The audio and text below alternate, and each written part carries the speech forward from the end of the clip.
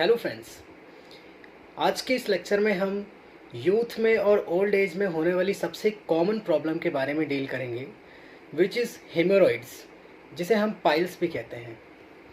इस लेक्चर में बेसिकली हम कंटेंट्स के बारे में अगर हम बात करें कि हम किन किन टॉपिक से डील करेंगे, तो सबसे पहले हम इसमें इंट्रोडक्शन देखेंगे, फिर हम इसकी डेफिनेशन देखेंगे, फिर हम इसके causes, then classification, then symptoms, then diagnosis, complication and at last हम इसके ट्रीटमेंट के बारे में देखेंगे।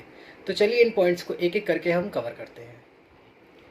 अकॉर्डिंग टू WHO, हर 10 मिलियन की पॉपुलेशन में अप्रॉक्सीमेटली 4.4% पीपल्स ऐसे होते हैं जिन्हें पाइल्स होता है। मेल इज़ टू फीमेल का रेशियो अगर हम देखें तो 1:1 रहता है, और बेसिकली इसकी एज 30 से 65 यानी 30 to 65 ईयर्स के बीच में पाइल्स मोस्ट कॉमनली देखा जाता है। सबसे पहले हम इस डिजीज़ के इंट्रोडक्शन के बारे में डील करते हैं। Hemorrhoids is a Greek word जिसमें हीम का मतलब होता है ब्लड एंड रूस का मतलब होता है फ्लावरिंग। यहाँ पर फ्लावरिंग को ब्लीडिंग से कंपेयर किया जाता है। देन इसके बाद इसका दूसरा नाम होता है piles. Piles is a Latin word. Piles Latin word में पाइला बोलते हैं। पाइला का मतलब होता है a ball. Coming to the definition of hemorrhoids, the downward sliding of anal cushion is known as hemorrhoids. Anal cushion का मतलब होता है कि अपने एनल रीजन में जहाँ पर भी सारी वेसल्स, स्मूथ मसल्स और इलास्टिक टिश्यूज़ आकर के इकट्ठा होती हैं, उस पर्टिकुलर पोर्शन को एनल कुशन बोलते हैं। ये कॉन्सेप्ट सर थॉमसन ने दिया था 1975 में अबाउट एनल कुशंस का। बेसिकली अगर हम पेशेंट को लिथोटॉमी पोजीशन में रखें तो उसमें हमें 3 एनल कुशंस देखने को मिलते हैं। पहला दिखता है हमें 3 o'clock लोकेशन पर, दूसरा दिखता है 7 o'clock लोकेशन पर, और तीसरा दिखता है 11 o'clock लोकेशन पर। अगर इन तीनों लोकेशंस पर, इन तीनों एनल कुशंस पर किसी पर भी इनकी स्लाइडिंग हो जाए बाहर की ओर या डाउनवर्ड स्लाइडिंग हो जाए, उसे हम हेमोरॉइड्स या फिर पाइल्स कहते हैं। आज के प्रेजेंट डे के कॉन्सेप्ट्स में जैसे जैसे रिसर्चेस और डेवलप हुई हैं, तो हमें हेमोरॉइड्स का एक और नया रीज़न पता चला है। वो होता है the weakening of parks ligament. जो हमारा एक्सटर्नल स्फिंक्टर होता है उसके एकदम एंड पर पार्क्स लिगामेंट होता है, उसकी वीकनिंग की वजह से हेमोरॉइड्स होता है, ऐसा प्रेजेंट डे कॉन्सेप्ट्स में आया है। बेसिकली मैंने बताया था कि ये यंग और ओल्ड पर्सनस में होता है।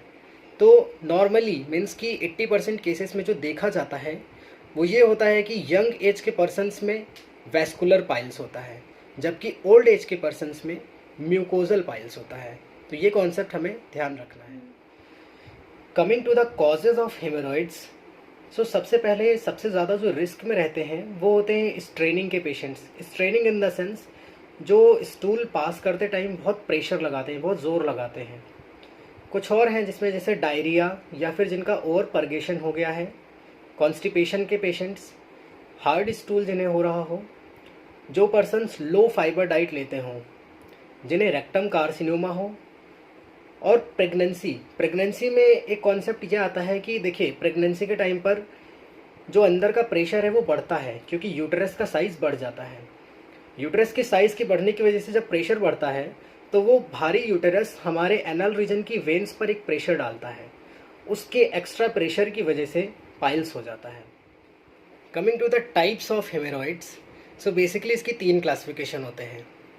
पहला क्लासिफिकेशन होता है जिसमें आता है internal piles, external piles and interno external pile.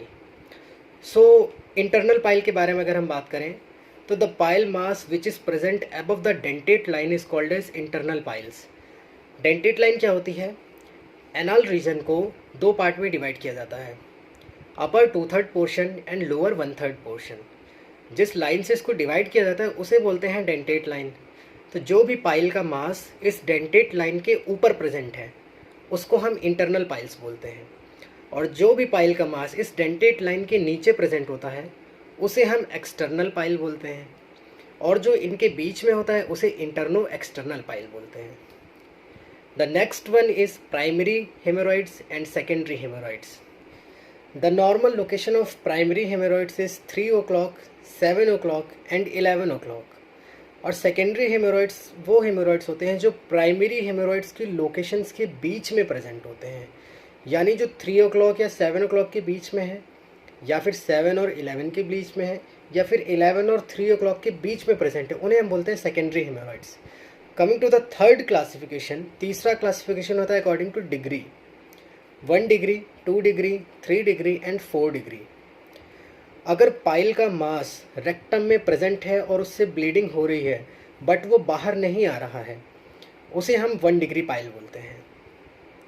अगर पाइल का मास डेफिकेशन के टाइम पर बाहर आ रहा है बट आफ्टर डेफिकेशन वो स्पॉन्टेनियसली अंदर चला जाता है, उसे बोलते हैं 2 डिग्री पाइल।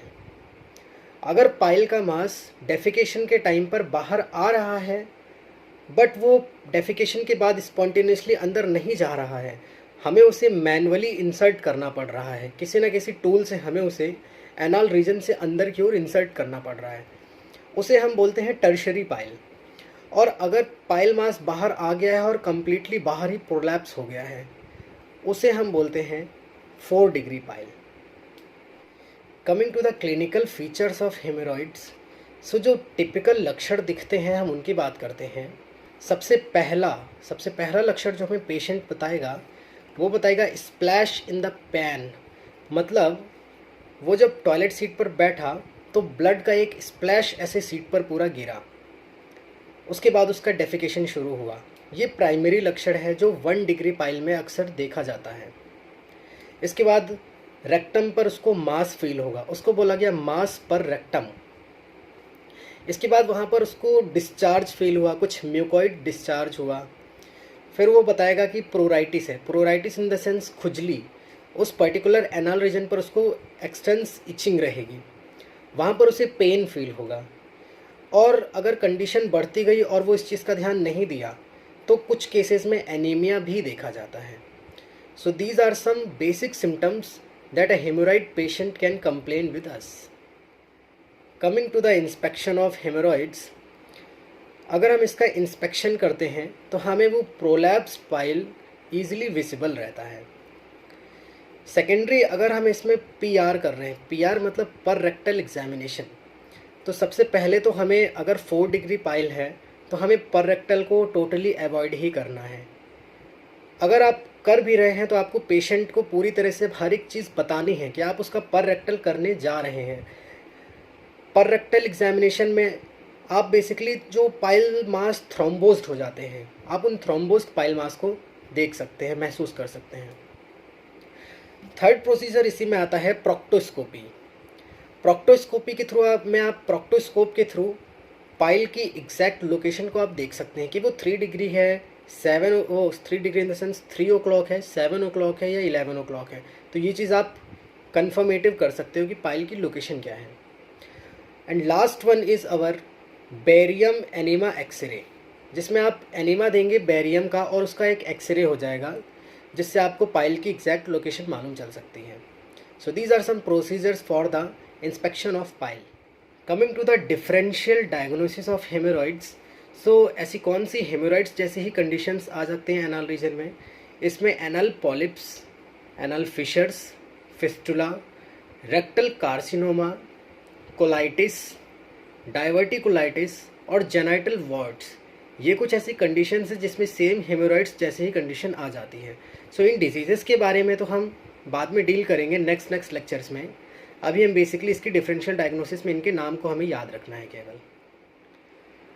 अगर हम पाइल्स का या हेमोरॉइड्स का इलाज या ट्रीटमेंट टाइम पर ना करें तो उससे कुछ कॉम्प्लिकेशंस डेवलप हो सकते हैं। इन कॉम्प्लिकेशंस में सबसे पहला कॉम्प्लिकेशन हमारा हेमरेज आ सकता है। हेमरेज का मतलब होता है excessive loss of blood from the body. अगर एनाल रीजन से ब्लड का कंटिन्यूस लॉस चलता जा रहा है और हम उसे ट्रीट नहीं कर रहे हैं तो दैट में leads to a complication of haemorrhage. अगर पाइल मास बाहर आ गया है और एनाल स्फिंक्टर्स उसी टाइम पर अपने स्टिमुलेट होकर के उसे क्लोज कर दिए, तो इस वजह से क्लोज्ड एनाल स्फिंक्टर्स और पाइल मास बाहर है तो उस पाइल मास का एक तरह से स्ट्रैंगुलेशन हो गया। यानी कि अगर वो पाइल मास किसी भी तरह से कट गया यानी वो गिर गया तो उसका अल्सरेशन हो सकता है उस जगह पर। सीवियर अल्सर्स फॉर्म हो सकते हैं। अगर वहाँ पर ब्लड सप्लाई नहीं है तो मे बी उसकी थ्रोम्बोसिस स्टार्ट हो चुकी है, वो थ्रोम्बस बन गया है। थ्रोम्बस के बाद वो फाइब्रोसिस भी हो सकती है वहाँ पर, और सप्यूरेशन भी पॉसिबल होता है। So these are some complications regarding the haemorrhoids. Next lecture में आपको इसके ट्रीटमेंट का डिटेल में पढ़ने को मिलेगा। Thank you for watching my video.